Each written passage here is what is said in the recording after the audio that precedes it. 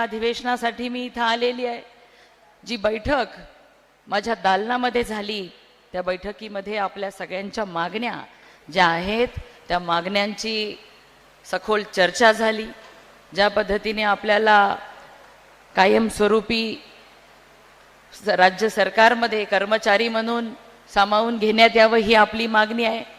Corona काळामध्ये ज्या आपल्या परीक्षा ह्या घेतल्या गेल्या अनेक वर्षांपासून घेतल्या गेले नाहीत की आपल्या प्रत्येकीला प्रमोशन हवं आहे, त्या परीक्षा झाल्या पाहिजेत। अनेक आपल्याला वेळोवेळी मानधन मिळालं पाहिजे। जे अतिरिक्तचे कार्यक्रम आपण करता त्या अतिरिक्त कार्यक्रमाचं सुद्धा मानधन आपल्याला वेळेवर मिळत नाही याची सुद्धा जाणीव आम्हाला आहे।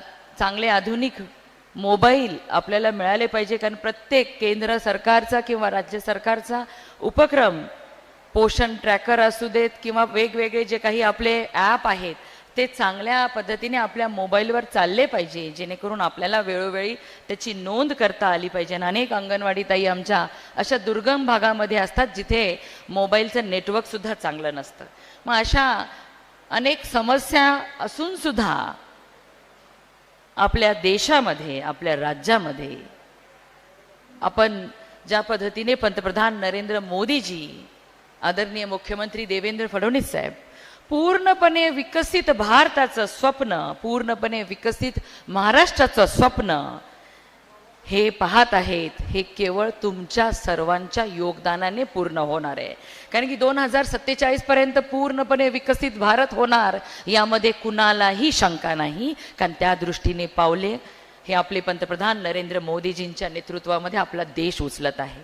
परंतु एक सक्षम, सुदृढ, संस्कारमय अशी पिढी निर्माण करण्याचं काम तुम्हा सगळ्यांच्या हातामध्ये आहे। मग हे तुमच्याशिवाय शक्य नाही याची जाणीव आम्हा सगळ्यांना आहे। कारण देवेंद्र फडणवीस साहेब नेहमी सांगतात की आपल्या अंगणवाडी ताईंचं काम फक्त ताजा सकस अन्न बनवणं, शिजवणं आणि बालकांना देणं एवढ्यापुरतंच मर्यादित नाही, तर त्यांच्याकडनं राष्ट्र निर्मितीचं काम आपल्याला करून घ्यायचं आहे आणि ते करण्यामध्ये मोठं योगदान त्यांचं आहे। कारण आज देशामध्ये माता मृत्यू, बालमृत्यू, कुपोषण मध्ये आज महाराष्ट्र हा दिवसेंदिवस प्रगती करत चालला आहे। इथे आमचे सिव्हिल सर्जन आहेत, तेही सांगू शकतील की आज देशामध्ये 90 माता मृत्यू होतात वर्षाला। आपल्या राज्यामध्ये हा आपण 30 माता मृत्यू 30ची संख्या झालेली आहे, पण थोड्या टप्प्याटप्प्याने आपल्याला ही शून्यावर आणायची आहे। कारण की गरोदर माताची काळजी घेण्याचं काम सुद्धा तुम्ही सगळ्याजणी आपुलकीने करत असतात। जशी काही ती आपली बहीण आहे, जशी काही ती आपली लेक आहे, अशा पद्धतीने तिला पूर्णपणे चांगलं कसं तिचं बाळंतपण व्हावं, तिचं होणारं बाळ चांगलं व्हावं यासाठी तुम्ही चांगल्या पद्धतीने तिला सांगत असतात। त्याच पद्धतीने ज्या अंगणवाडीमध्ये आपल्या येणाऱ्या बालकांना सुद्धा पोषक आहार मिळावा, त्याला चांगलं संस्कार मिळावेत, त्याला अबकडं बाराखडीची ओळख करून देण्यापासून तर या देशाचा सुदृढ असा बालक तयार व्हावा यासाठी तुम्ही योगदान देत असतात।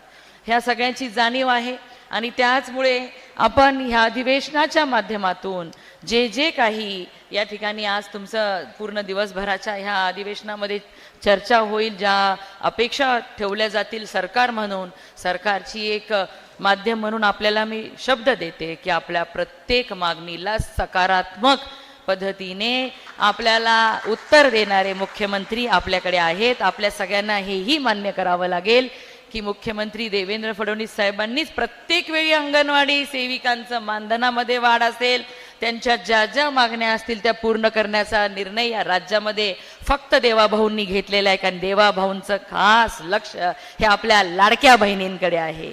आणि म्हणून मोदीजी सुद्धा म्हणतात की जेव्हा 5 ट्रिलियन इकॉनॉमीचं स्वप्न देश बघतोय, 1 ट्रिलियन इकॉनॉमीचा हिस्सा हा आपलं राज्य पेलणार आहे, त्यामध्ये समसमान महिलांचा हिस्सा हा तेवढाच असणार आहे। महिलांनी ह्यामध्ये लक्ष घातल्यानंतरच हे शक्य होणार आहे। आणि म्हणून अंगणवाडी ताई म्हणून आपण आपल्या कार्यक्षेत्रातल्या प्रत्येक कुटुंबातल्या लहान मुलांपासून गरोदर मातांचं काळजी घेण्याचं जे महान काम करत आहेत, निश्चितच राष्ट्रहिताचं हे काम आहे। आणि म्हणून कामगार हित जो जपण्याबरोबरच राष्ट्रहित सुद्धा आपल्या देशाच्या प्रगतीमध्ये आपण कोणत्या ना कोणत्या माध्यमातून हातभार लावू शकतो हाही विचार आपल्या सर्वांच्या मनामध्ये सगळ्यात पहिली येतो. म्हणून एवढं मोठं चांगलं काम आपण भारतीय मजदूर संघाच्या सोबत राहून करत आहात.